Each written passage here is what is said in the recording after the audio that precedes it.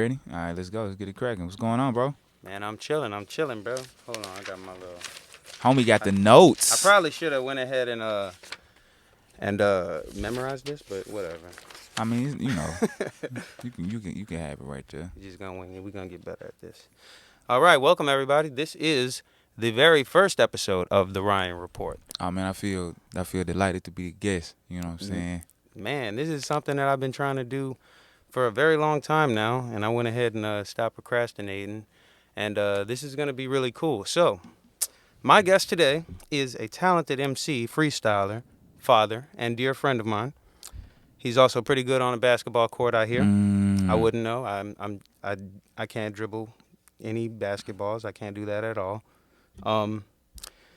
This gentleman is well known for his street performances in the French Quarter, which garnered him national attention when the rapper Common took notice of his talents while visiting New Orleans and joined him for an impromptu freestyle session, the video of which has since gone viral. He gained more notoriety when he joined Common for a performance on the Jimmy Fallon show.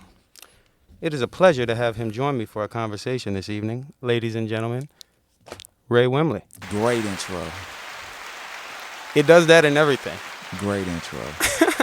I need a bio too, so I might have to take that real quick for this festival next week. I could write you something. All right, cool. Well, let's do that, bro. You multi-talented, huh? You was acting yesterday, podcast today, then we coming out with an album. You know what I'm saying? Soon, but we gonna talk about that a little later. Yes, sir. Yes, sir. So the homie multiple hats. Yeah, man. And he's a Smash Bros, savant. Smash Bros. Superstar. I played a tournament at the Republic, and I lost. Second place, though. But It's cool. I'm pretty good at that. So what's popping with you, bro? I don't need that. Man, everything right now. So currently I'm moving out of my crib. Well, I moved out of my crib. You know what I mean? So now we staying downtown in the Hilton. And it's dope because I'm getting a different perspective. Well, not really different perspective, but a different living situation, which has changed my perspective on life in general. You know what I'm saying? So me and a fan watching TV, going to the jacuzzi, you know what I'm saying, getting massages, working out. I've been in a real relaxed kind of state. I ain't really been doing too much. I mean, for the last week, I wasn't really working on any music or anything. And that's a lot for me as a musician because I be working on music every day. But Right. Last week, I just enjoyed myself at this hotel, getting people, to clean up the room and stuff. It's dope. You know what I'm saying? Y'all been chilling heavy in that hotel. Chilling heavy, dog. I've been getting smoothies all day. I've been at Jamba Juice and at Smoothie King Center and been at Dave and Buster. So as far as the last week, man, I just been kicking it and enjoying life. I just been real grateful. That's good. How's the wife and kids? Man, the wife good, bro. Everything good. They chilling. They at the crib right now eating pizza, watching TV. And, Didi doing her quantum hypnotherapy, which we trying to get you in a session because it's real epic and real deep. And some whole other stuff. But it's dope, though. You know what I'm saying? So, she doing good, and I'm proud of her.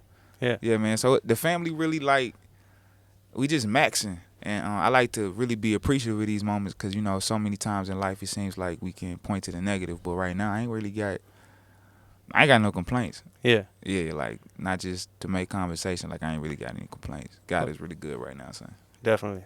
Well, you're really good at that. Not making complaints? Yeah. Man, it's just, I don't know, bro. It just be just life be good, man. And sometimes I feel like, when you focus and harbor too much on the negative, you kind of lose your discernment for how to even focus on a positive situation. Because we can be so locked in at what's going wrong. When a lot of the times it just be setting you up for stuff that's about to go right or showing you things that you need to remove from your circle. You feel me? So I tend to notice my mindset just goes back to, man, let me just look on the bright side, and it's actually a side worth looking on. Right. You know what I mean? So and you've seen it work out that way so many times that it's almost not even when something might go off or something goes wrong, you've seen it work itself out so many times through faith or whatever. It's just kind of definitely. I think the cycles of my life are like that a lot. The cycles of my life are kind of all right, this is a really bad situation, quotation marks. Right. But I've kind of seen this movie, and I'm the type of character in a movie where I go look for a solution, or one is bestowed upon me, a light bulb goes off, and I walk in a direction, and then everything is fine. Then I look at the situation that has passed and was like, oh, it was just to build my character, and it was just for me to grow and become a person. And then when I accept the challenge, I level up. I look at it like a game, you know, like, okay, it's time for me to level up. This level that I was on currently, I've learned everything that I can, and I'm only going to get the same results. But it's time for me to take these skills that I've cultivated on this level and use it. And boom, I feel like it's time to get, you know, enjoy this new level of life. So that's kind of like how I look at life. Right. I kind of been looking at I've been looking at faith. I've been seeing faith work a lot recently in my life. Like it's just like just kind of chilling and making plans for stuff, and then just like I look at it like, okay, look, if whatever happens is supposed to happen this way, so you're gonna go ahead and just chill out and go watch Animaniacs or something, and just go relax. You know what I mean? Go get a smoothie or something, and then chill. And then sooner or later it works out, or something like completely better just pops up. It's crazy. It's been happening a lot lately, so I understand what you mean by that. That's dope.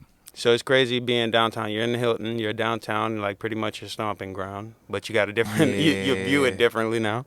I feel like it's hard to feel like a tourist when you provide arts, but I do see the beauty in New Orleans, and it does have a different flair. Yeah.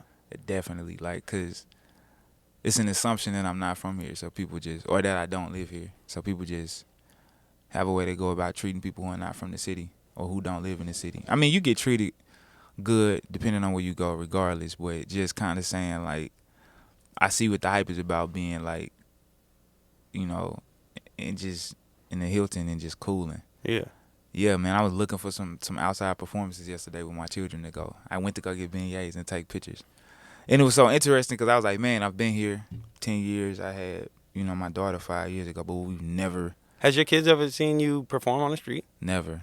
They don't even know what you do when you leave the house. They don't have. They know I rap, but they can't conceptualize what goes on or like what it is that I do. And that's They've what heard you freestyle, huh? Yeah, I freestyle at home, and they freestyle with me. That's funny. You think they're gonna like do music when they get older? I don't know. Nene probably. Ace. I mean, they rap to themselves when they walk by. Like my son was mumbling something in rhythm, and then he had some words. You know, the few little words he know. Then he can kind of almost figure out what rhymes with the few little words that he know. Right. And it's on beat. So, I mean, that's how rapping starts. And I was listening to him. He's like, dun. And today he can make a record with those type of lyrics. You know what I'm saying? But he was on beat. You know what I mean? I was like, man, that's interesting. And so I definitely can see it. And but you know, it's no pressure at all if they don't. Right. You know, it's just dope. So when I met you, you were doing poetry at the UGMR, correct? Yes. I haven't seen you do poetry in forever.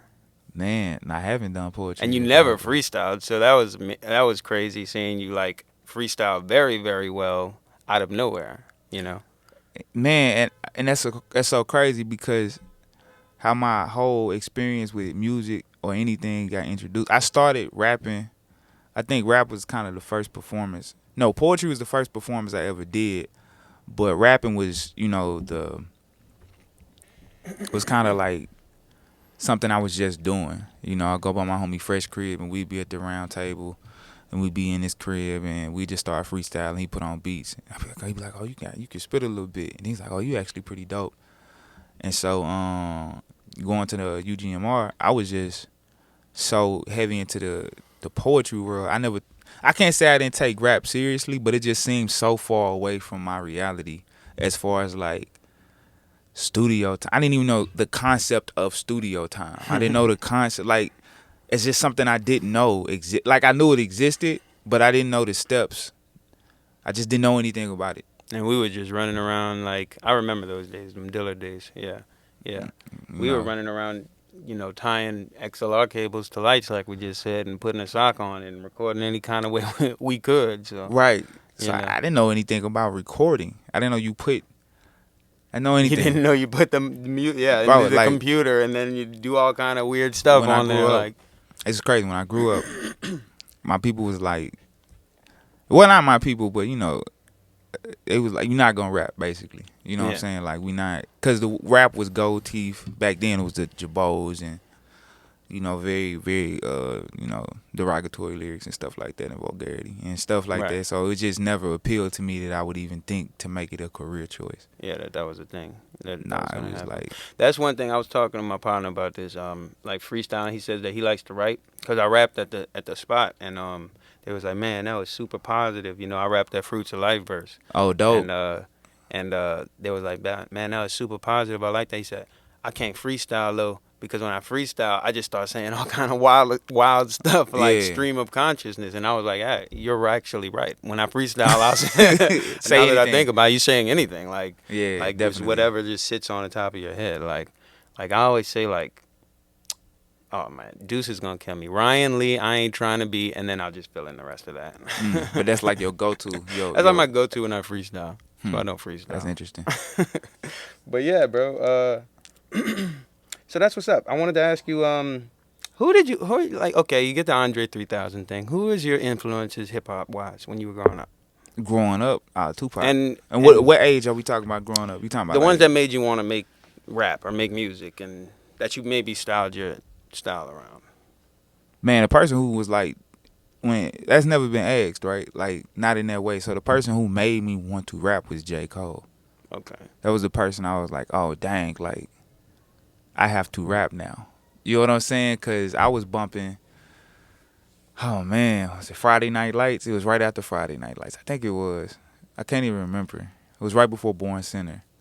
But man, I was listening to J. Cole heavy and Drake. Them had to be the two people that I just really liked as rappers. Same, pretty much. That was just dope to me. So like I would listen to J. Cole and I'd be cutting salad in the salad bar because you know that was my job at the time, and I'd be writing lyrics. But it was never like I'm about to go and start rapping. But J. Cole and Drake was like, man, you know what? I kind of like want to rap now. I kind of want to put lyrics together. I Right. kind of want to like make it a career choice. Those people influenced me in that way. And oh yeah, hey guys, I'm kind of jank up in here, so I gotta restart the camera. Hold on. Oh, it's still going.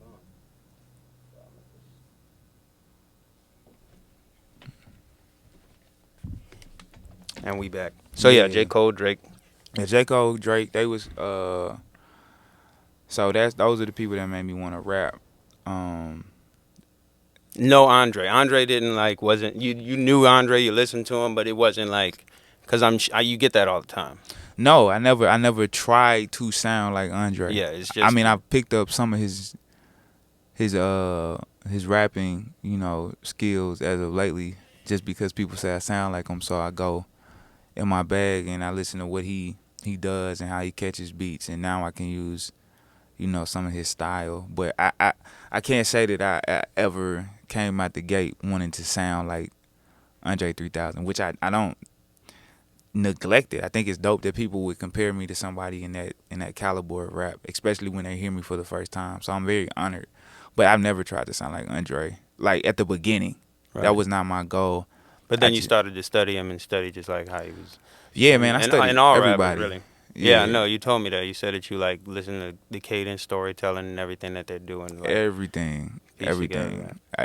Music is like karate to somebody. Like I like it. Like how Bruce Lee looks at karate, or he looks at fighting, the art of fighting. I don't know the terminology for that, but that's kind of like how I look at. I say basketball, like how MJ looked at basketball. I kind of look at it like that in hip hop. Like everybody contributes to music in some capacity, and everybody has something that they're really good at in music. So, I think for me, I just thought it would be wise to figure out why all of these people were attracted to certain artists. So I was like, okay, well, this person does this extremely well. Like Drake speaks extremely clear when he raps, so I can hear every single word. Yeah. That was new to me. It wasn't a rapper before Drake that I could listen to and be like, oh, I know exactly what he said without listening to it a whole bunch of times. Like everybody else, like the beat be really dope, their cadence be really tight, but I don't really know the word. Right. Like they you know how Kanye bend words? Yeah, from Chicago lingo. You know what I'm saying? Like they bend and Kanye, I say Kanye, I can't really leave out Kanye either. But Kanye came I don't know. I I think listen back at some of my old stuff and like I didn't even realize I sounded exactly like Kanye. you sound like Kanye West. Like Yeah. I mean like and I realized I'm using Chicago. I sound like I'm from Chicago. That's how much I was doing it. You know what Rapping I like mean? Kanye. Yeah, rapping like Kanye. You know, I got J. Cole before, of course, but I realized that I got that Will I Am.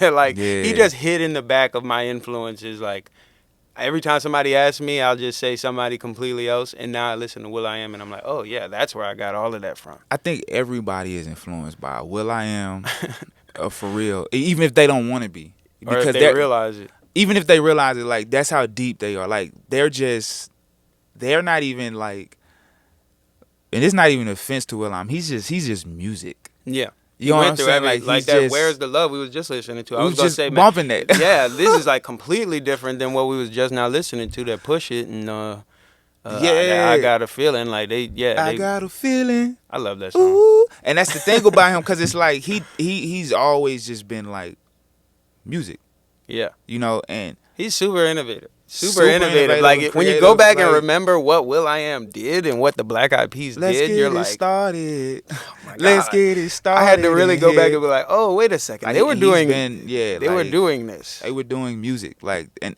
it's almost like, I don't know, man. Music. So my journey but rapping specifically, I think it was kind of like, I'm gonna put words together, like this, and then I say Deuce influenced me too, Yeah, because Deuce was the first Deuce gets on me. poet that I heard that rapped without a poetry cadence. Yeah. Like he's two totally different people. Yeah. Right? And I was like, wow, he really influenced me. And I think I told him this the other day when I was moving out my crib, like, bro, he really influenced me to rap, because I didn't know poets could sound good rapping. Yeah. Not to say that they couldn't, I know what you but mean. I didn't know but that you never they heard could. it. You know what I mean? I've You never heard it. It done was always like so flawlessly. it was like, it's like a switch. Right. Boom. And now he's rapping and it's clear and you can hear it and he sounds like a rapper. Right. But when he does poetry, he sounds like poetry. But he still sounds like Deuce in both capacities. Deuce So has been getting back on his poetry too lately. Like it's like He it's should, really bro. nice. His hosting has been crazy too. he's Shout out Deuce the poet. yeah. Man. Shout out Deuce the poet, bro. He's amazing. For like, sure. Deuce is amazing. UGMR. So Legendary. yeah, man. Very legendary. I wanted to okay, now this is something I wanted to ask you. Tell me a little bit more about this spiritual fast that you took in whatever year that was, 2010, because I did something similar. I don't know to the extent that you did it, but like and what prompted you to want to take this fast and how did it affect your life after? So the spiritual fast happened, I think, 2014. Right before I was getting ready to graduate from UNO. My wife had a spiritual awakening. And it was the day I was doing something for Open Minds and I was reading guerrilla marketing. I remember it very, very vividly. And, you know, I was kind of I was out of the church definitely at that point in time, but I wasn't, or I didn't think I was away from God, but I was out of the church. And, you know, God in my eyes was the viewpoint of, you know, religion was forced on you by your slave masters. Don't look into the Bible in that regard. It was written by man. But then, you know, like, what book is not written by a man? Mm-hmm. So it was like all of these conflicting thoughts that made me kind of like, and some things happened back, you know, that I don't want to speak on in my own personal like situation with religion that kind of put me like, So I was reading guerrilla marketing, and then guerrilla marketing was kind of like giving me all of the answers to like the world, if you will. Like, this is how you take a product, put it into the marketplace, into your specific marketplace, and you make money off of it. And this is how you get it to so many different people without having the use of these mainstream like avenues. And you know, the internet was buzzing, like, because this is 2014. Like, people were breaking, but they hadn't broke from like well, they might have been YouTube. I know YouTube was banging at that Right. time, and MySpace had this little wave. So like, I was really heavy on this type of kick, because I'm like, I'm about to be an independent entrepreneur. I didn't know it was gonna be rapping at that time, but yeah, bro. So I'm bringing the guerrilla marketing book home. I'm telling Didi like, yo, this about to be it. Like, this gonna be the book that changed our life. So I'm walking into the crib. I'm like, yo, baby, I got a book that's gonna change our life. And I slam it on the table. Bow. And she was like, what's that? I was like, man, it's the book. It was the guerrilla marketing book. She's like, oh, that's cute. She said, I got a book that's gonna change your life. Boom. And it was the Bible. And I was like, whoa. She said that's cute. And at that time I was, smoking heavy. I was smoking weed a lot, just trying to find myself and all that other stuff. But I just had a bad habit of smoking weed. And right when she slammed the Bible on the table,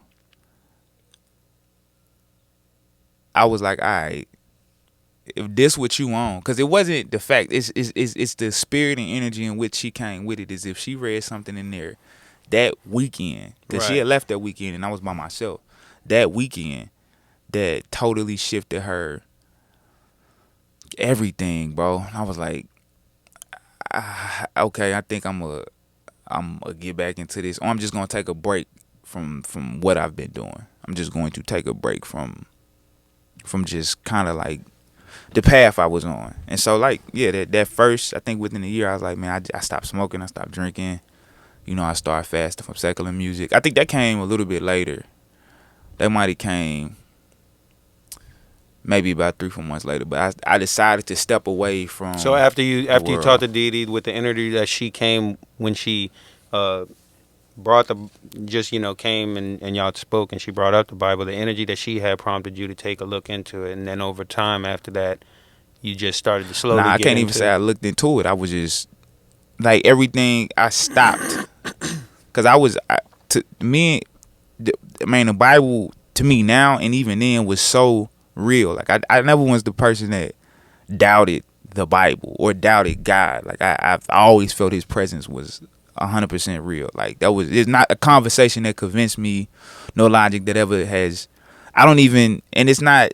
It's just I just know it's real. Right. I just know it's one of them things for me. Right. So that just stopped me, and I was like, okay, I need to stop doing what I'm doing, and I just need to stop. Like I just stopped. But then slowly, my wife really had took the lead, and I was like, okay, she locked herself in the room for a week. You know what I'm talking about? She came. So we was getting ready to we was getting kicked out of a place, just to keep it 100, and she was like, man, we need to get some bread. And I was like, man, Didi, you need to go we need to get some money. Because I had quit my job, she had quit her job. But something happened. I can't remember all the details, but I know that, like, we ain't had no bread coming in. And she's like, man, I'm about to just be in the room for a week and pray. I was like, hold on, wait, it don't work like that. You know what I mean? And I was like, we got to go fill out an application. She's like, nah, like, this going to be the way. Like, I don't really care what. And the reason why she was doing that was some whole other stuff. But I just know she was like, yeah, she locked herself in the room for a week, and I was tripping because I'm like, bro, okay, I need to pay these bills. I got to do this, that, and the third, and I'm sobering up at this point in time too. So like, I can't go. Right. I'm not wanting to go hit a blunt or get a drink. Like, so life just all of a sudden just like, oh, okay, I'm in the midst of all of this stuff that's going on, and I've been so numb to it that I ain't even been paying attention. And like, you get all of these emotions and everything, and a lot of people don't know when you smoke heavy, you suppress a lot of your emotional stimuli. 100. So things come up almost like in rushes of anxiety quickly. Right. Now you like go from always being sedated and being numb to stimulus. Then when somebody comes in and they do something that irritates you, you 100%, and you can't figure out why you can't control yourself because that part of your mind been sedated for so long. So that was crazy for me. So yeah, it was just like I just stopped. And then with that, you kind of just slowed down on the radio sector. Man, I slowed down on it because I felt like I was pressured into making the decision spiritually that I didn't really want to, but I knew I wasn't listening to my own thoughts. I just kind of gave it to God. So like the agreement was like, I don't really want to listen to. I want to listen to this music. I don't understand why I should stop, but I am, and thus that's labeled as a fast. But I had kind of made a vow that I was gonna follow my wife's lead at that point in time because I had to sit down and really pray and think. Okay. Like I couldn't really piece together how my destruction was going. So like in the song "Glow," that's what I'm saying. Like 2014, abruptly woke out my slumber, was in a dream, but a nightmare slowly upon him. So I was in a very comfortable state. I didn't go through like a dark night of the soul, as they call it. Right. I got woke up before it happened. Right. That makes sense. Right. So like I was very comfortable in the lifestyle that I was living. I was very comfortable. So I was actually mad that I was at first getting taken out of the lifestyle I was living. Because I'm like, I don't see what's wrong with it. But I was so in love with my wife at that point in time. Yeah. That's where, like, it's like it was so. it was the influence of somebody that you love that's telling you, giving you, suggesting something to you, and then you moving on that, and then it just kind of turned into something. Like, right. And she's so stern in it that her whole body language shifted. Right. You know, it's kind of like I remember I'll come home high and she be like, ugh. You know what I'm saying? To the point to where it's so straight up. Get y'all. Like, it's where it's so uncomfortable. Like, Didi blew my high with a look. Yeah. That's all she had to do. Straighten up. And now Like, I'm you pissed off the whole straighten up. night. Yeah. So now I gotta, and so like, but then her walk was, she was so in that light at that, she still is, but at that time it was just like so new. It was like, I can't even be around her company, I feel like, unless, but that's so interesting, like how, I guess how worldly or of the world I felt like I was, because I was so infatuated with my woman, but also my pride. Because Right. I'm thinking in the sense of, well, I don't want nobody else out here trying to mac on my lady. Right. So I'm gonna step up to do what it is. I'm not even looking at, oh, God is trying to use me in it's like, almost like, I don't want nobody else macking on my girl, so let me try to straighten up in some sense. But when you start taking those, when you start walking in faith, Yeah, that's what I'm getting at. It's like, because like with me, which is these situations, these spiritual experiences, I've learned are very personal, and they happen in different ways to different people for different circumstances. But for me, it's similar because it was just like, I always say, it was a very surface level thing that I was doing that consisted of me making very serious changes in my life that ultimately triggered something that I had no idea was about to happen. You know what I mean? Precisely. Right. So Precisely. I couldn't. And so I want to say this because I'm saying this in a very, very specific manner because it's how it happened. When walking and knowing something is two totally different things. To walk in God's path, the Most High, the universe, your higher enlightenment, covering all of those things. To know it or to read it or to get doctrine is not the same as to walk in it. It's totally different. It's different. You could have it's like trying to be a businessman, but you ain't never really sold nothing before. Versus when you out there actually selling something, it's a lot of depth. It's more. I'm not going to say one is better than the other. Both are needed to stay to make sure that you elevate your consciousness to a place to where you're being righteous. But more so, walking is what I was doing, and she was getting all of the doctrine, and it was just crazy how that's how a marriage kind of works. But now I'm getting more insight because I think I was so. And I get to that at another time or later maybe in this podcast. But I was so like the Bible just be on some whole other stuff. Yeah. In a good way. I mean, the Bible is deep, bro. The Bible is just one of them books like it's one of those. Yeah. So to me, I was like, man, okay, I'm gonna have to take it bit by bit because it's too much for my spirit to digest. For me not to feel overwhelmed and go into some type of shock. Right. Because to think that we just here is enough for me just to go off the deep end, because I'm like, yo, we just here, like we just planted with flesh and bones and the spirit and the mind and the heart, and then we supposed to be, giving out love and be subservient to a being that's pure love, but the world is in damnation, and we're trying to like live in this existence to get to this place of peace and prosperity through these rules and regulations that everybody is misconstruing, and using it against each other to further create power. It's just like, all right, so I'm just going, instead of me trying to diagnose all of that with my brain and my critical thinking skills, because I can't comprehend it with my mind at this point, which is discernment, or my heart, I'm just going to walk. And that's when the fast started. So eventually I'm like, all right, everybody sound right. I was at a point like, man, this person sound convincing that I should be doing this, and this person's, it's like watching Google, but my life was Google played out. Google can give you two arguments that sound precisely correct. Like you can go on Google right now and say you should be vegan, and you can get arguments that support. You'll get anything that'll justify whatever you want. Anything that'll justify. I'll get on Google and be like, I want this to be the answer. Let me type that in. And Google will do that for you. And they'll be like, somebody in the world said that's the answer. And they'll have these facts that sound right, that's well put together with the scientific data. Right. Then you can say, I don't want to be vegan. I just want to eat meat. And you'll have another article with all of the facts. So that's the world that we live in Right, now. And right. imagine how hard it is to find an answer that's going to, it's like we're getting answers that's tailored to us, but not truth that's like wisdom that's going to help unify everybody. So that's where the discernment comes in, and faith, just to kind of walk into certain. Oh, you got to have faith. You gotta have faith. You gotta just move forward in it, and it's a very commendable thing. Because I was gonna ask, like, just like, why do you? I guess you kind of answered. You pretty much answered that, but like, we always have conversations about this, but like, to put it simply, why have you chosen to live your life the way that you've chosen to live your life? And I mean that in the sense of it related to hip hop, for instance, like,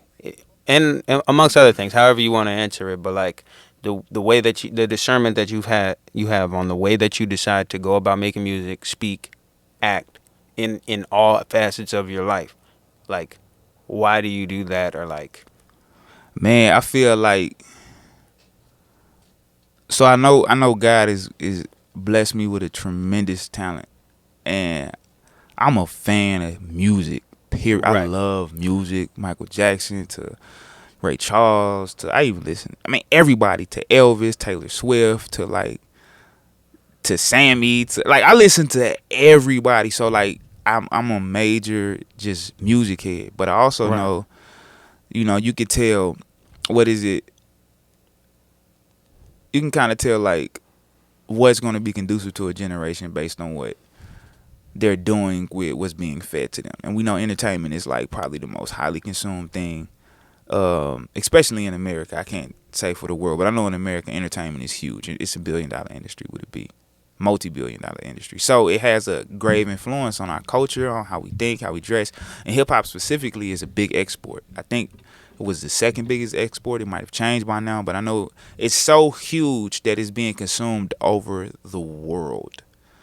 And people look at hip-hop culture and relate that to black people. It's just natural. I mean, but it came from us. Right. So how we spin that narrative is how we're going to get treated. And I just felt in my heart that I have to be very cautious with what standard that we put out there for ourselves. Because if not, then with these police killings, on one hand, I cannot be a thug in every song. And this is not saying people not thugs. It's not saying that people don't go through hardships or they feel like they, you know, had to do whatever they had to do to make it out of this situation. I'm more supposed to speaking specifically to how you carry yourself is how you get treated. So it's certain things that if you put out for the mainstream media to attack, they will. So I know consciously that I understand and I love the responsibility music.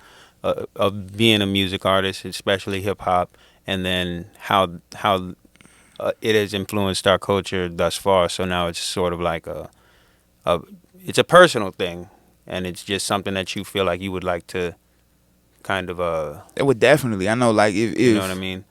Like I know. I think the example that I like to use if I perform a lot on the street, so I see all different type of people all day in real time. You know, so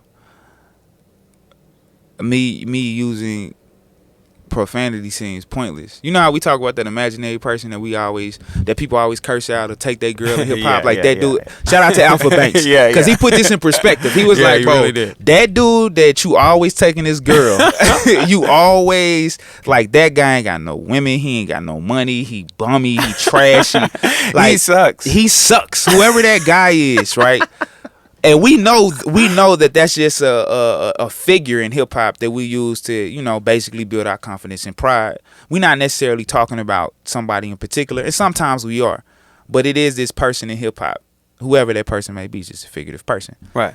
I can't say that in real time when I'm on the street. You know what I'm saying? If I'm talking about I'm taking your woman or I'm sleeping in your bed with your wife, if somebody walking by, you know what I'm saying? I said, why does every rapper always want my chick? Why? Every rapper, you know, always wants my chick. That narrative has to change. I mean, to some degree, like, you got to think like, okay, the way that we portray ourselves is the way that we're treated. It's just natural. Like, we get on women all day about not dressing a certain way. Oh, well, you can't go outside with your booty out and with your, you know, with your breasts on. And I agree, she shouldn't, you know, because if she does, then she probably gonna get treated in a sexual manner. So if I carry myself in an aggressive tone and I carry myself like a thug and I'm speaking that I got, you know what I'm saying, crack underneath my tongue, get ready to sell it to the popo, but I'm just saying it because it's entertainment. I can't act like when I get pulled over that they don't have probable cause to search me. Right. Because I told you on my record, it's like, okay, I smoke 10 pounds of weed every day. You know what I'm saying? Like I'm rolling blunts. I got the OPP on lock. I got my homies, you know what I'm saying? This guy crack. probably has it on him. You know what I'm saying? They like, okay, yeah, this guy. Yeah. And we have a list of notes. Even though it's freedom of speech, it's just, you know, it's power, death, and the life of the tongue. Right. Oh yeah, that's like, you could bring it always back to life and death. And you can bring it clean back to that. Like, because like I tend to look at things from those sort of perspectives nowadays, and it's like with every lesson that I learn or anything that somebody's trying to teach me, for instance, I always try to relate it back to that, and that's always life and death and the power of the tongue. What you reap is what you sow. If it doesn't line up with these things, that stuff never stops. You know what I mean? That never stops whenever, like, throughout life. So it's kind of like it's important to try to make whatever you're doing line up to those things. So I can definitely feel that. I remember you telling me that you wanted to prove that can be a selling to be that there can be a popular hip hop artist that is straight positive. You know what I mean? And I mean, look at Toby. Look at Lecrae. And you were trying to do that before everything started to like take off for you. You know what I mean? So that's the crazy part. It's like you're actually improving that, you know, in an interesting way, you know? So. Yeah. And it just, again, these choices just came based on another part to that answer is like, I feel like I know where certain paths lead based on experience. It's kind of like, to be honest, you know, if you messing with a lot of chicks, bro, you're going to either end up with a lot of broken hearts, a lot of child support, a baby, or an infection. I mean, that's just like the role of what comes with that territory. It's rules to the that broken game. hearts one is like, that's and that's compassion and karma that you don't necessarily have to deal with, and you don't have to get your car sliced up or put, you know, like tape all on it and stuff, like, and windows don't have to get broken out of your brand new, you know what I'm saying, Caprice Classic that you just spent, you know, $3,000 on a paint job for, and got tinted windows with rims. Like, you can't. It's certain things that could be avoided. You know what I mean? And right. I understand a lot of that come from pride. Being a black male, I just know like what, and being a black male from the country, I know the standard of what making it is. Because we don't do a lot of stuff for the opposite sex. We do a lot of things to impress our homies. So it's like, we only out there going to smash all these chicks to go tell our homies that we smashing all of these chicks, so we can feel validated in that circle by them, so they could be like, oh, he out there doing it. But that come from, you know what I'm saying, not having fathers in the household, and that comes from like not really having a positive example that we can look up to say like, or somebody that's cool with swag to also let you know that, okay, like being about like, this. To show that can actually be something, you know, cool. Like, it's not something cool, corny, something that you want to like actually see. You and know that's just what it is. We and I do feel for homies that be like, yo, look, I don't want to get married because look at these women that's out here playing dudes and yada, yada, yada. But you are what you attract.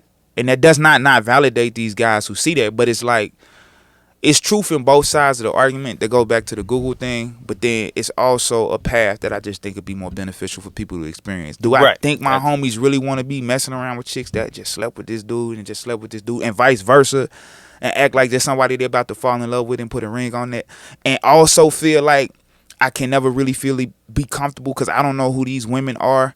Like, we got dudes that been in the industry for years telling you that these women are not loyal. You know what I'm saying? But at the same, so it's like we don't want to give our heart to somebody that's not going to be there and that's not going to be ready for ride for us. I think everybody sincerely wants somebody that's real. Everybody wants love, but we also have to act in that manner, and it also has to be something that's attractive to us for us to maintain it. And so I think that's more so what I'm fighting for. Like, yo, it is cool and it's okay, like, to have your wife and for your daughter and your son to look at you and be like, you can be on Jimmy Fallon, and you can, you know what I'm saying, and you can get it popping. You know what I mean? You can get it cracking, and you can have fun. You know what I mean? Like, it's just I don't know. I want to bring a real truth to that. You could be kicking it with Slim Jimmy. You could be all of that, kicking you it know with what I'm Akon, saying? man. You can kick it with all your favorite people, man, and go home to your And wife. they won't look at you different. You know what I mean? Right. Like you don't have to, and there's certain things you ain't gotta worry about. Like, you know what I mean? Like you don't have to have 5 baby mamas. You don't. It's not. Right. You just don't have to have that. Right. It's just a lot of extra things that come with it that are avoided by that, as well as And I just wish the value of that. And I wish they would talk about. I wish they would let's tell the whole truth. Like, I just think that's what I mean by and I understand marketing, right? You know, it's like half truths and whole lies. Like, I know, coming to New Orleans, bro. You know, everybody is a big Soulja Slim fan. You know what I'm saying? So and he was unquestionably real. You know what I mean? Soulja Slim, stories about he got disrespected at the show, got off stage and punched somebody in their mouth at the show. Right. And to me, I'm like, okay, dang. And when I'm hearing these stories about what he's saying, what I love about New Orleans, he not just telling it from a perspective of to be idolized. He also telling about trauma and certain pain that he went through. I'm like, dang, 100%. are people listening to the lyrics? Like, nah, you just ain't. We got people out here that's really living this lifestyle, but they telling you, man, they tortured in their home. They addicted to drugs. They feel like they want it, and you can see the suicide that's happening in our culture. Like, man, okay, people dying from these things. They can't trust. Like, I just wish that would say. Like, me and Ronnie talk about that. It's like we've at the end of the day, the audience does respawn whatever is being created, because whatever we buy is what's going to continue to be created. We bought this, so now everybody likes this, so now the labels are like, okay, we need some more of that, and then it just continues a certain cycle. So once you create this value in the image of a person that can do all of these amazing things that you love so much, and he's also being positive and he's also living his life a certain type of way, that can ultimately trickle into some sort of new way that the game goes. You know what I mean? It's in the works, but I think that's and it's fun. And it's fun. I'm gonna say it's fun because I feel like I don't have a lot of worry. You know what I mean? Like, I've experienced quite a bit, and I just don't worry about certain things. And ultimately, it's just you. Ultimately, this is your life. This is who I am. This That's who what I'm you saying. are. And I feel like, but it's dope though. Like, I just be doing stuff that be fun. Like, I just think people don't really know how to enjoy life. I think it comes down that to was that. me. Yeah. You know? We had a conversation about that. He said you can do all kinds of stuff without getting high, man. There's you can go to laser tag, man. There's a whole Dave and Buster's down the street. Whole Dave and Buster's, They got bro. games in there, fam. They got like Disney World, you know what I'm saying? They got great foods, they got good cuisines, they just got basketball games, they got all of these other things that come with, like, that's just outside of what's been branded as the lifestyle to live. So to me, I just think it's just more so like, that's one of the things that's one of the hardest things you that I dealt with getting sober. Like, and that's for anybody that's getting sober, because my partner was telling me, you know, he's proud of me and he wants to know, like, what I'm trying to get sober. Like, what is it what should I look forward to? The most important thing that you're going to think about is the fact that you don't realize how much stuff you get high before doing. You know what I mean? Like, there's so many things that you're going to start doing it and it's a normal part of your routine, and then you're like, oh wait, this is the part where I get high. You know what I mean? And then you got to kind of work into that and then train yourself to not do the part where I get high. Yeah. You know, before getting in the booth, before doing anything. You know what I mean? Like, your life becomes associated with that drug. It becomes associated with it. And you just got to retrain your mind to kind of do things and live out life on life's terms, you know? Bro, I was in Sonoma, California. Right. Dope. Had an Uber driver, and he was a rehab coach, very dedicated to his craft. He said everything that we get high from is already in our brain. Right. So you can recreate these feelings because they exist already inside you. I was like, dang, I never thought of it like that. Like, we run the things outside of ourselves to just release certain things that's inside of ourselves. So, with that being said, I think it's life becomes mundane and boring based on what you're choosing to go after. I think that's a lot of it, and what people have convinced us being an adult is. Because as a child, life was always entertaining. Always. I always had fun. I was always doing new things. Everything felt like an adventure. And that's what I was trying to recreate. But I think somewhere between college and getting out of college is when things started to become more mundane and stressful, and we don't know how to cope with a lot of stuff. Right. And so how we learn to cope was what habits we picked up in college. And money becomes the center of our attention for a lot of people to survive and do all of these other things. But I just think like when it's all Kanye said and said. done, Kanye What'd he said say? that drug habit you picked up from your in college, hanging around your peers on College Dropout. oh yeah, he did. You know what I'm saying? Like that. But that's real because it's like, yo, dang, like I didn't smoke that much until I got into college. Yeah. Nah, that was just the lifestyle. But then when I stopped and I started to discover everything else that existed without drugs, then it was just dope. And I just think people actually just make a regimented list. Yeah, And I went just to a to museum see the it. other day. That was really cool. Introspective, huh? That's nothing that I normally would do, But I've been doing all kind of stuff, Skydiving. Have you thought about that? Yeah. When I was going through the awakening, I was like, okay, what am I afraid of? I'm afraid of heights and large bodies of water. So what I'm gonna do is I'm gonna jump out of a plane into the ocean. That's going to be, it's on your to-do list. Well, it's still on my to-do list, but then COVID happened, so it was just. Now you're going to do this 2020. Yeah. So yeah, man. It's like that. There's a lot of things to do, man. Like, and once I get out of this spot, I'm planning on traveling, like for real. I want to see all of those crazy things that are always in the movies. I want to see the Sphinx. I want to see the pyramids. I gotta go see that. Niagara Falls. Didi said she went out there. It was dope. And She saw the pyramids? Yeah, said it was huge. It's ridiculously big, and you can't go inside the pyramids either. What's in there? Man, Didi knows. from what I've heard, man, they said those was portals that they could take you to other planets, bro. I saw them talking What about. I've heard. I don't put nothing past nothing no What more. I've heard, I don't put nothing past nothing no more. It's like why do you map that off? They say that those things are like in certain spots on the Earth that used to be used to charge the Earth, or give energy to the planet. Like it's in specific spots. Yeah, because they got another that correlate pyramid to the that's planets and stuff. They got another pyramid that's in I think it's in South America. Okay. Yeah, and apparently, or Brazil. Well, that is South America. Yeah, so it's gonna be in South America, and they say it's like a big giant pyramid out there. Yeah. And it's like portals and. So that's direct something that I energy. definitely got to do. Stonehenge, all that weird crap. I want to go. I definitely would like to do that. Or I like ski tubing, bro. Ski tubing is so lit. So ski tubing is like this big speedboat, and you get like a rope, and they cast you out behind the boat, and you're like in this tube, and the boat's going like 100 miles per hour or something like that, and you're hanging on to the tube. Oh, I see that. And you flashing, and you could do all type of flips and stuff, and like I used to do that KA all the time. KA was so dope. So they like that is something I love to do. They got these things downtown too. They like these bikes that you can rent. I ever thought if I was ever late somewhere, I just go rent the bike real quick and go to the place. I want to ride the bike and Segways and stuff like that. Okay. I love to do things. I want to go to Super Mario World in Japan.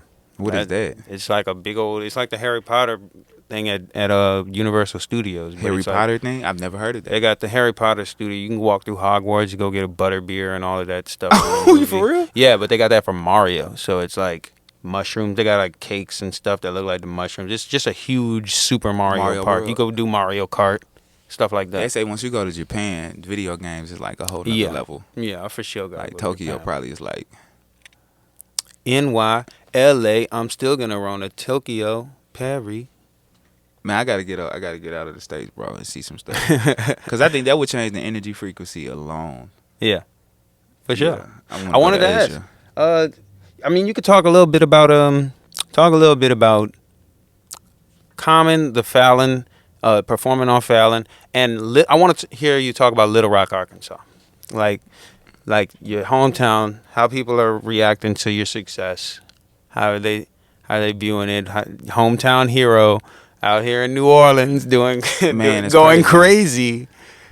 Oh man, so for those who don't know, yeah, I went viral with Common 2 years ago during Essence Fest. I love telling the story because the story was amazing. So 4 years ago now when I started, a guy named Black and Sean. If I say Black and Sean, those are the same people. Sean came up, recorded me.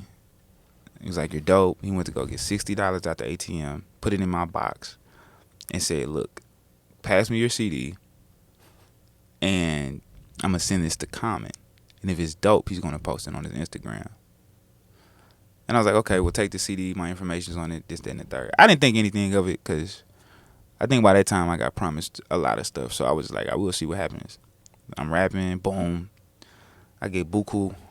I think Instagram's still the same way, so I got buku hearts. Mm-hmm. But then you used to couldn't. Now they know, you know exactly what notification you got. Then you had to scroll up to see the notification it was coming from. So I couldn't get to the source of it. I'm like, oh snap, yo, he didn't do that. He did do it. Boom. So now I'm on Common's Instagram. That was crazy because, man, people would hit me up even then, and that was like a high that I've never felt before. That was like something very incredible. And that's one thing too I will say really quickly, like going after your dreams and succeeding, that sense of accomplishment is like one of the greatest feelings in the world, because it's just amazing how limited in thinking you can be as a human being until you get a taste of success and realize like the world is yours. 3 years later, situation kind of died down here and there. I just found out I'm having my daughter because my wife was further along pregnant than I thought that she was. So we thought she was like a month. She ended up being like 5 months or 3 months or something, 4 months. And we like, oh, okay, the baby about to come like in 4. So we was tripping. It's like, what we going to do? How we going to like get the money and stuff? Boom, I get an inbox from Black. He was like, yo, Common is going to be in Essence Fest. Would it be okay if he rap with you on a corner? I was like, that's dope. And my wife was like, that's dope. Because she was like, why would you respond like that? I was like, why am I responding like this? So I was like, man, you know what? That's dope, bro. Yeah, perfect. It'd be perfect if he came out. Yeah, I would love to rap with like Common on the corner. He's like, I bet we're going to hit you up tomorrow. Hit me up the next day. I was like, yo, you Black? He was like, yeah. I was like, you recorded me 3? He's like, yeah, bro, we've been trying to find you, this, that, and the third. I was like, oh, about that. My number changed. You know what I'm saying? Went to Atlanta. Life happened. Yeah, Right. kids, all that other stuff. But Right, we here right, now. right, He was right. like, okay, cool. Well, we're going to be out there Friday to rap, but you be ready in the morning, 7 o'clock in the area that's private. So, you know, Comment on get bomb rush by all the fans. I'm like, all right, cool, perfect. So, 7 o'clock in the morning, I'm ready. I'm hyped to go. They said they was going to meet me like at 10. I ain't told nobody. I don't want to tell nobody. I'm like, ooh, my wife know, of course. And then I told her mom to take off work. She up with the kids, this, that, and the third. They hit me up. I told Harbinger Project, get there on the block. Don't ask no questions. Just come to the block. They was like, man, what's going on, bro? You must have something to say. I'm like, bro, just get to the block. They got to the block. I told my homie Flowers, I was like, bro, I need to use your amp. You know, this, that, and the third. Get everything set up. I can't tell him, just give me the amp. He came through with the amp. Shout out to Flowers. Flowers always on deck. So, boom. 10 o'clock roll around. I'm looking for the phone call. I don't get the call. I'm like, dang, he ain't coming through. Finally got a call, 10:02. I'm like, yo, what's going on? They was like, man, Common ain't gonna be able to meet you. I'm like, dang. Right now.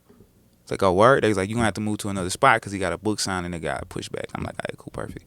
So we like, well, can we meet? We calling back. It's like, we gonna meet outside the convention center. So we go to Dead Dog, play some ping pong. My homies like, you know, they getting antsy. Like, I'm like, bro, I want to break the news. We gonna see Common today. It's like, oh, we about to see Common. That was crazy. You know what I'm saying? So they lit, they happy and excited.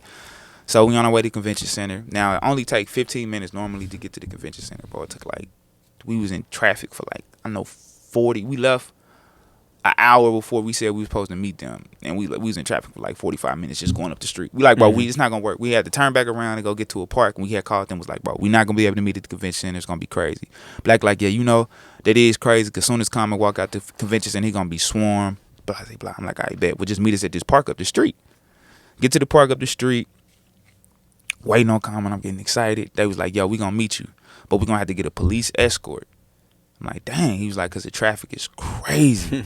So he's like, let me call you back. Call us back 15 minutes. Like, bro, we can't get the police escort. It's just too wild. You're going to have to meet us in front of the Ritz-Carlton. I'm like, bro, we can't go in front of the Ritz-Carlton. Anybody that come to New Orleans, Ritz-Carlton is off limits because where everybody go, that's where all of the top celebs and everything go to the Ritz-Carlton. So it's a no. You can't go to the Ritz-Carlton, period. I'm like, bro, we can't go to the Ritz-Carlton. I hear Common in the background, like, bro, I don't want him to think I don't want to do this. That mean everything to me because like, he really trying to make it happen. So he was like, well, can you meet us over in that area? But you got to meet us in 15 minutes. It's Essence Fest. Get the book in it. My wife there, my kids there, my father-in-law there, all of that. We like, bro, how we going to pack up everybody and get there in 15 minutes? It's like, we about to get there in 15 minutes. We got 3 cars. We get to Canal Street, and conveniently, it's 3 parking spaces in the midst of all of this pandemonium. It's 3 parking spaces with 3 cars. We get there, hop out the car, and we get by the Ruby Slipper. We like, it's perfect because it's right down the street from the spot. I'm like, I bet. So bet. I finally see Black. Now everything is starting to be real. You know what I mean? I had to break the news. I'm like, yo, this crazy. He give me some bread. He like, yo, this is dope. I'm glad y'all here. We like, it's about to go down. You know what I'm saying? I'm like, yo, this is crazy. He was like, you can't be right here, though. I'm like, why not? He was like, man, Common got somewhere to go. Like, right after he rock with y'all. So if you can move down the street in front of the Ritz car. I'm like, bro, we can't go to the Ritz car. He's like, bro, please, bro. That's how we gonna make it happen. I'm like, all right, bro, let's try to get in front of the Ritz Carlton.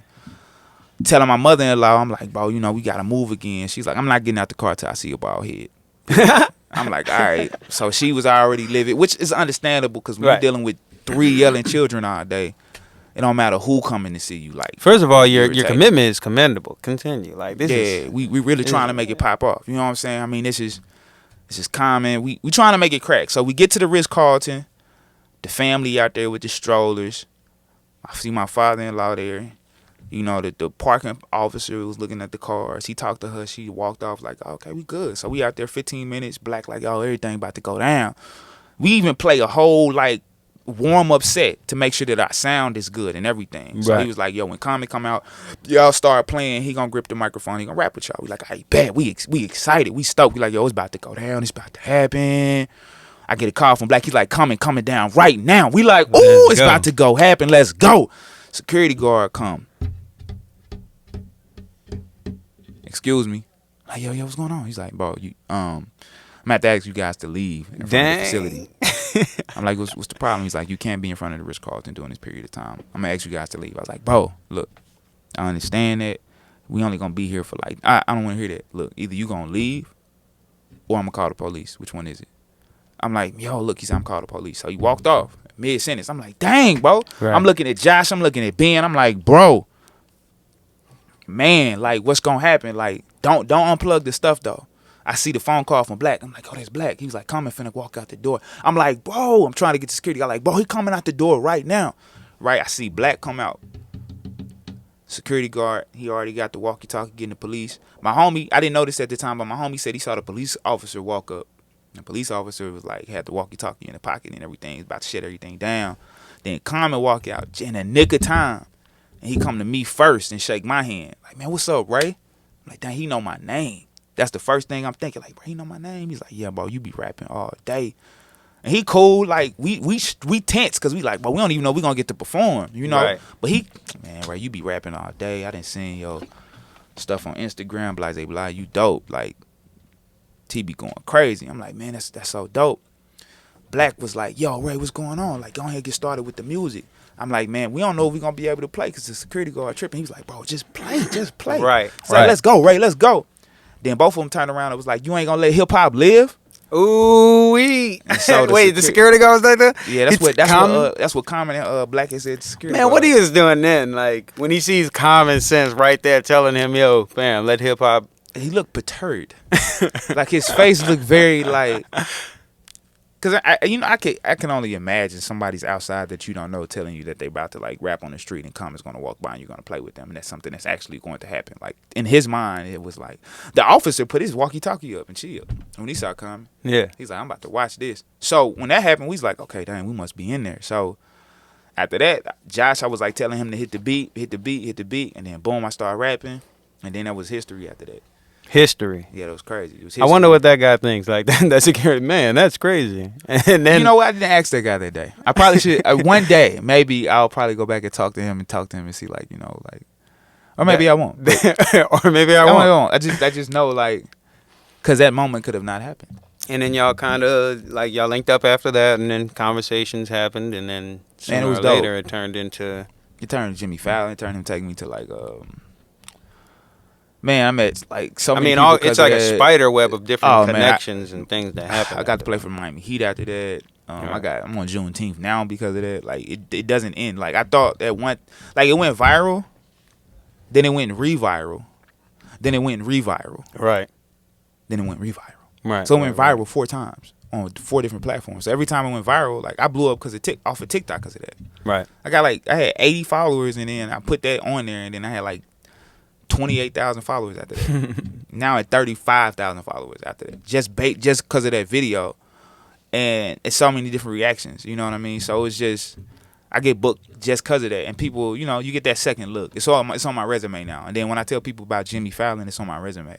So it's that moment in time is like it sticks with you. It doesn't go anywhere. I learned it. I didn't know that, and I didn't. Man, I got offered all type of compensation for that. It was just dope. It's till this day. It's still very much a part of my brand. You know, people always talk to me about that, and I love it. You know, man, that's perfect. I'm freestyled, and how'd the family think of that afterwards when they saw you on Fallon? Because I'm assuming like your family, your mom, or your my mama was crying. Oh my gosh, Raymond, you better do that thing, boy. My sister was crying. Oh my gosh, Raymond. Oh my gosh, you on baller alert? You on baller alert? I was like, what is baller alert? I didn't know what baller alert. See, that's the thing that's what's cool about you, bro. You're like, alert. What are all these things, man? Hip hop. Yeah, I've been so out of hip touch hop. with those things. Wife, kids, hip hop, smoothies. Yeah, hip hop. Like I didn't know about baller alert, but then baller alert, the lady over baller alert really likes me, and that was very dope. I met Swiss Beats because of that. I met who else I meet? You know that guy that plays with Questlove. That guy, my like dope rapper, like Black Thought. I met him. Oh, I think I've heard of him. I met Questlove with braids. I didn't even know it was him. He had braids in his hair. Oh. I didn't know he got his hair braided. I thought he always had. I met Questlove with braids. I didn't know it was him. He walked, and I'm like, bro, he was right next to me before we went on the Jimmy Fallon show. I'm right here, calm and talking, and Black right there. And we just having a convo. I'm just listening. That's crazy. I mean, it's crazy because it's one of those things where it's like obviously you're gonna end up meeting these people. Like when you follow like the way you go about music, the way you go about living your life, who you are. It seems like if you were to continue doing things and you were to move upward in whatever and however you live that, you're gonna meet Common, you're gonna meet Black Thought, you're gonna meet these people, you know what I mean? Like, it just seems like all in the same realm and same family, or you know. Yeah. From the outside looking in, it seems that way. And I think it's been that way, and I think it's going to continue to be that way. Myself, though, I'm me. So like, I think I'm me. So I'm living in this. So right. I'm still a fan. It's of different. Music it's first. different from when you're real time living it. Yeah, because you know you still see it as just life and walking one foot at a time. But now I wanted to not be arrogant or not be prideful. I wanted to make sure like when I speak, it's like it's I want to make sure I speak things into existence, but not like be arrogant about things because I don't know how it'll go about. But I do feel confident that you know was blessed with a gift, and I think that'll just attract talents. Make room for a man, and I do think it'll put you in kings, and it's just proving that. So I've always aspired to these great things, but when they happen, it's still a moment of surrealness, you know. So I'm somewhere in between. I'll count, you know, your chickens before they hatch, but I'll speak things into existence. I'm like in that between, like, but speak things into existence. Right. So it's a very weird space to exist. Well, it's a good space to be in. Sounds like, man. So we do have an album coming out real soon. Oh man, yeah, we gotta talk about that, bro. Yeah. Back in the lab. Put in the work, steady develop my craft. Ain't that right? Yeah, so we still have no name for it. So the guy that's been asking me all these questions, y'all know, is Ryan Lee, man. He's a great guy, super dope artist, great friend. Love you, bro. I'm glad you got me. Love you too, man. In this definitely. space, man. I'm so proud. Thank you for doing this. Man, no problem, bro. I'm so proud of you and seeing everything that you're doing. Your growth is amazing, and it's just very organic how this album is coming together. It's not even something that's forced. It just was like, I don't know. It just makes sense.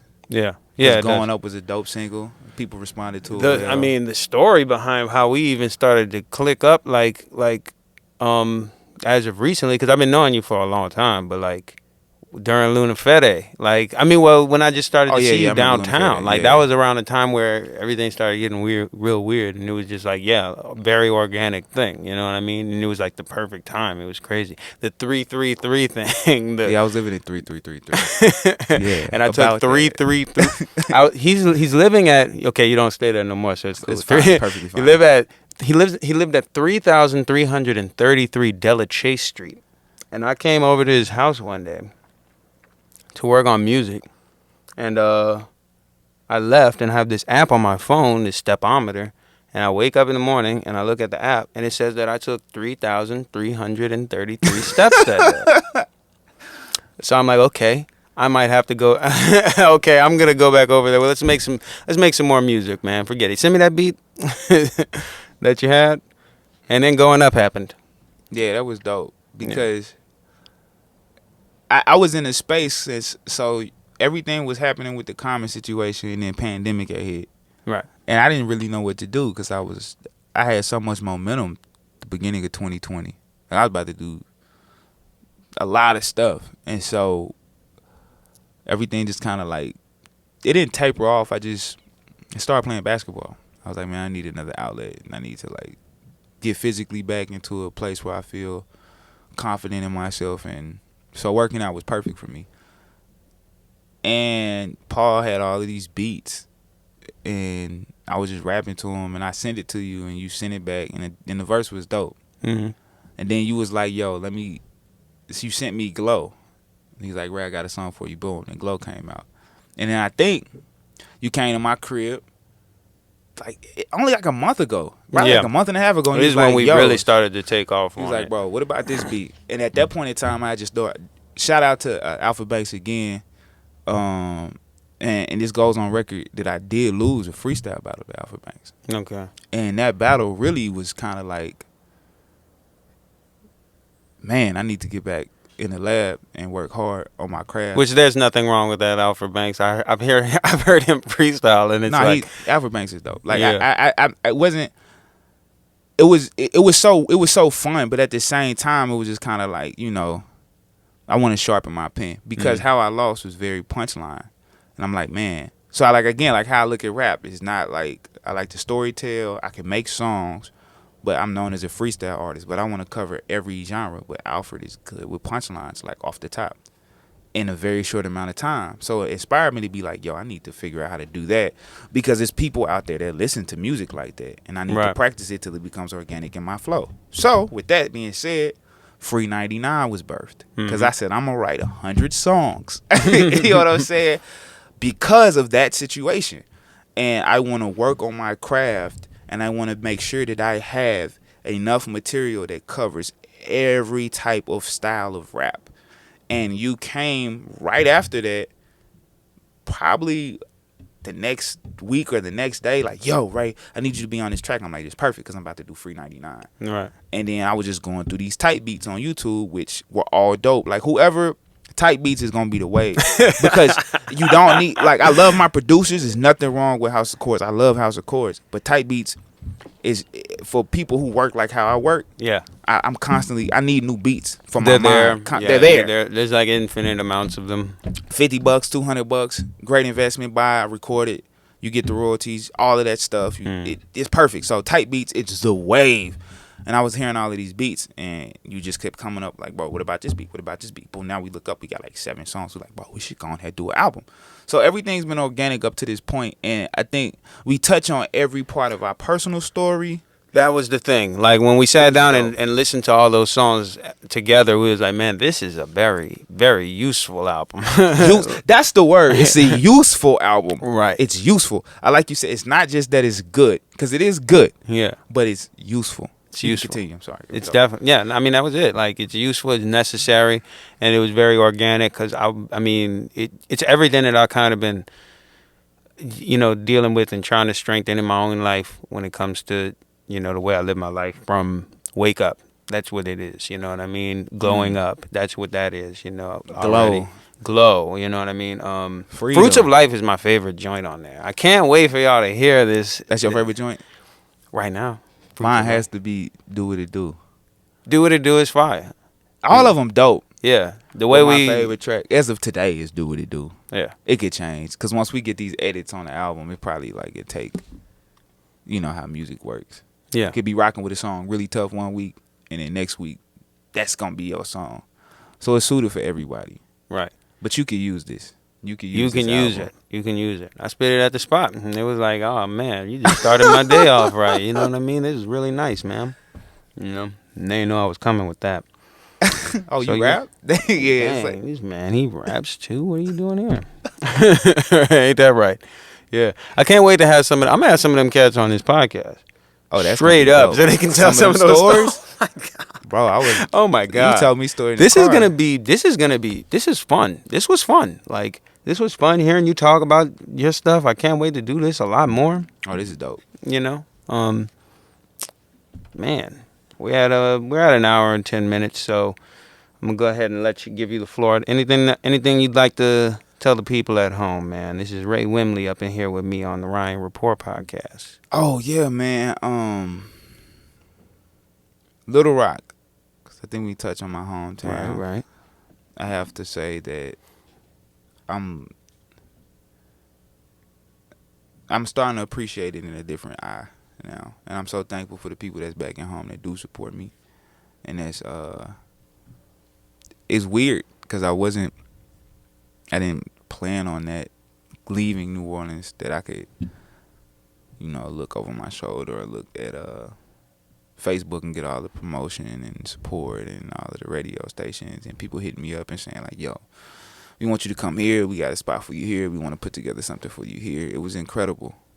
It was very incredible, and I'm just super thankful and appreciative of this energy that you guys have showed me. And I do plan to come home, and I plan to do something. So I just want to say I really thank Little Rock supporters, man. Arkansas, that is my birthplace, man. That's where I'm from. Razorbacks, and they doing good in baseball. I'm a huge baseball fan right now, so the Razorbacks killing it on the diamond right now. You know what I'm saying? So shout out to Arkansas, man. It's not too far from home now, and I'm still the same person. So I just really appreciate everybody that's been supporting me and hit me up, man. And inbox me. Most def, man. Much love to Little Rock, Arkansas, man. Well, Ray, New Orleans is very glad to have you. You know that they're gonna say, "Oh, he's from New Orleans. He's from the 7th Ward. He's from uptown." I be like, "Bro, oh, he's from the West Bank." They was like, "How long you been here?" I was like, 10 years. They like, "You from New Orleans? Yeah, you adopted." Yeah. Like, I'm not adopted.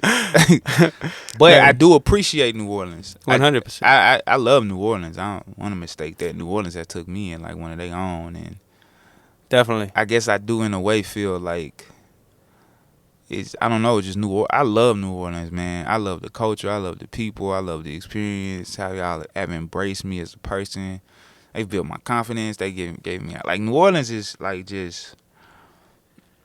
And that goes to my mom making me want to go to college or giving me options like, yo, you need to go to college. And New Orleans has definitely capitalized. I've capitalized on that. Right.